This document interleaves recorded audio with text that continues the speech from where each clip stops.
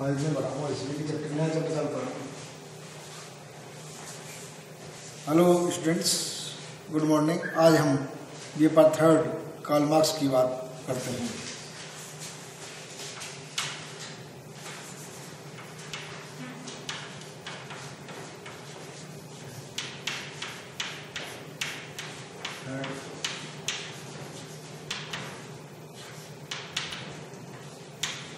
Political science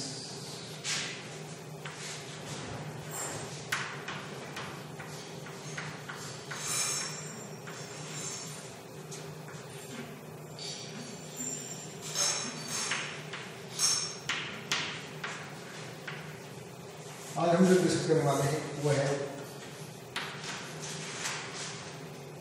Karl Marx.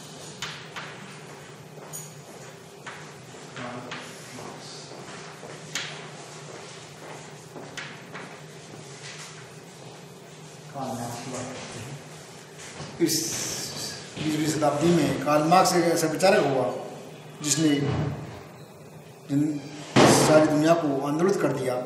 ईसाईयत और इस्लामियत के बाद एक समाजवाद का एक ऐसा आंदोलन खड़ा किया जिसने कि पूरी दुनिया को प्रभावित किया। तो कार्ल मार्क्स का नाम विशेष रूप से एक दार्शनिक, एक विद्वान, एक विचारक के रूप में, एक संत के रूप में हम इसको मानते हैं। कार्ल मार्क्स ने जो बुक्स लिखी उनमें जो काम किए उनकी हम बताने का प्रयास करते हैं।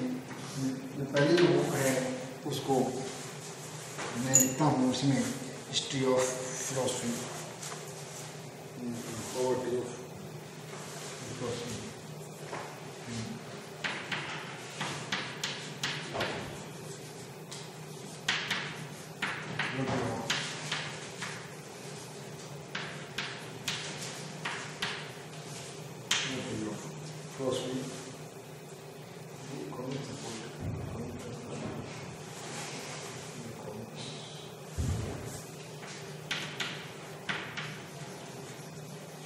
Economic and philosophical.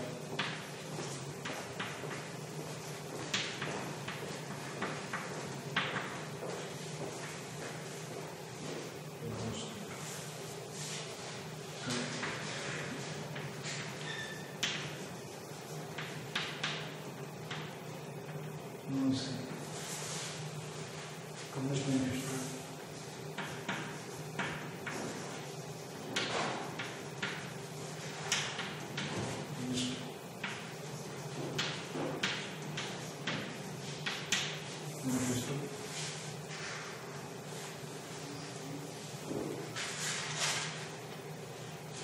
In France,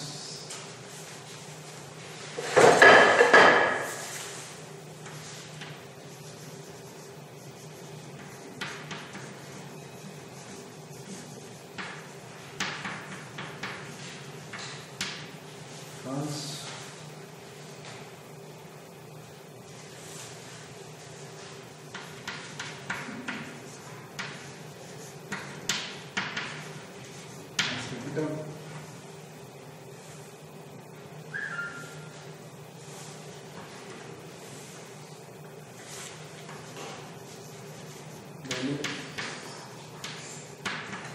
Price and profit,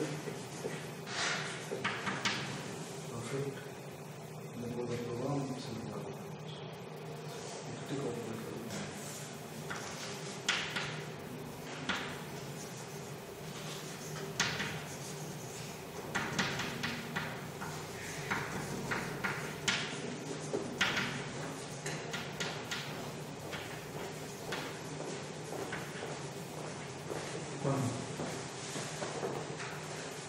इस तरह से ये मान सकते हैं कार्ल मार्क्स ने और बहुत सारी किताबें लिखी, इसमें और भी है, एक और भी है द होल फैमिली।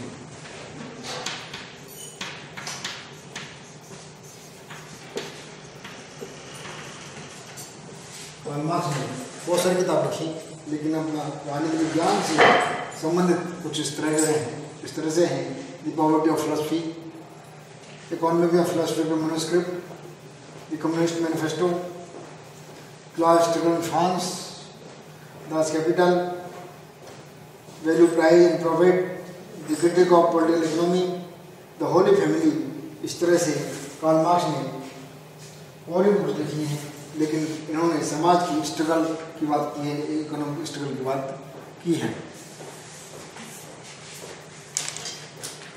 समाज की स्ट्रगल की बात की है, इसके अंदर ये मान सकते हैं।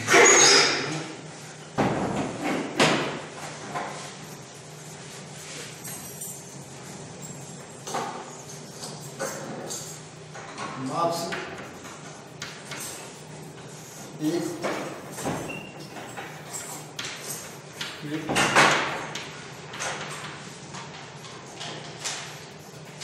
वैज्ञानिक समाजवादी के रूप में साइंटिफिक सोशलिस्ट उसका आया।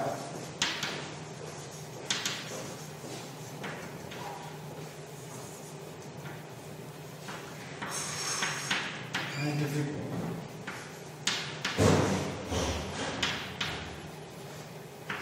सोशलिज्म, एक वैज्ञानिक समाजवाद की बात करते हैं।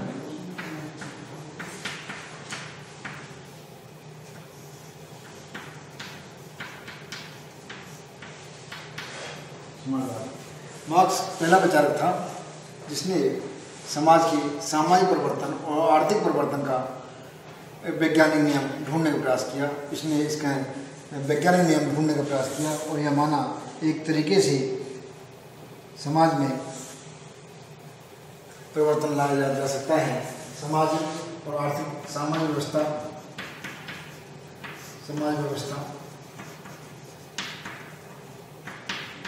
और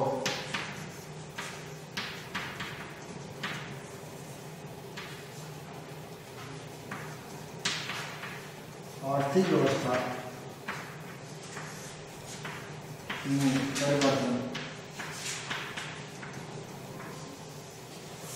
परिवर्तन की वैज्ञानिक नियमों की खोज की। परिवर्तन के लिए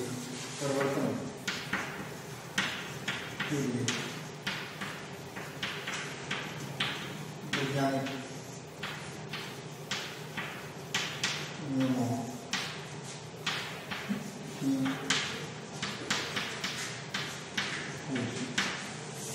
वैज्ञानिक समाज व्यवस्था और अर्थव्यवस्था में परिवर्तन के लिए वैज्ञानिक नियमों की खोज की और यह माना एक सिस्टमेटिक ढंग से एक परिवर्तन किया जा सकता है।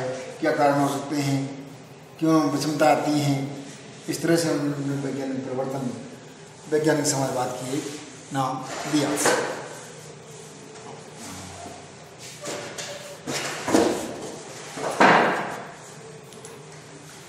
कार्ल मार्क्स आधुनिक युग का एक ऐसा दार्शनिक है जिसने न केवल समाजवादी विचारधारा का प्रतिपादन किया, अपितु सामाजिक और आर्थिक व्यवस्था में परिवर्तन लाने के लिए वैज्ञानिक नियमों की खोज की। मार्क्स का अमर कथन कैपिटल, दास कैपिटल और कम्युनिस्ट मैनिफेस्टो समस्त समाजवादी विचारों की खान है। मार्क्सवादी समाजवाद को प्राय वैज्ञानिक समाजवाद के नाम से पुकारा जाता है। ये सच है। मार्क्स के विचारों में एकदम मौलिक नहीं कहा जा सकता है, किंतु मार्क्स ने इसे अपने तरीके से नए रूप में ढालने का प्रयास किया है।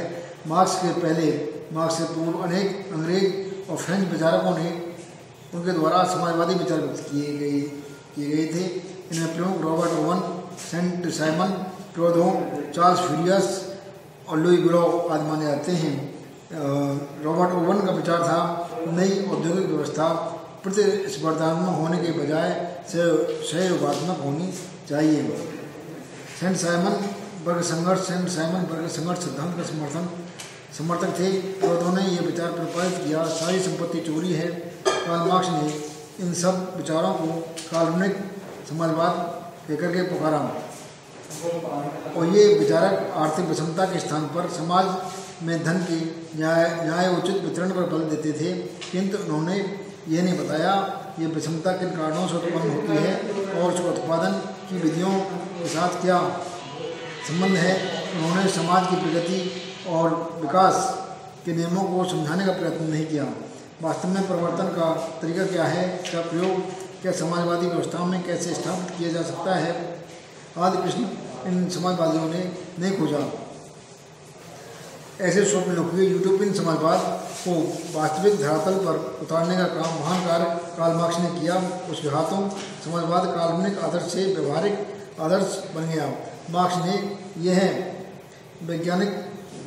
वैज्ञानिक की तरह ऐतिहासिक तथ्यों का विश्लेषण किया और सामाजिक प्रगति के लिए उत्तरदायी तथ्यों को खोज निकाला।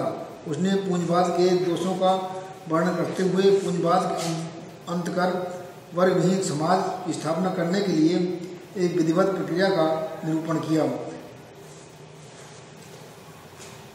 मार्क्स ने यह प्रमाणित किया समाज पूंजीवाद स्वयं अपने विकास की प्रक्रिया में समाजवाद के लिए भौतिक पूर्वाधार बनाता है और उस सामाजिक शक्ति को जन्म देता है जो पूंजीवाद का दफन करेगी और अधिक प्रगतिशील समाजवादी उत्पादन पद्धति का सृजन करेगी।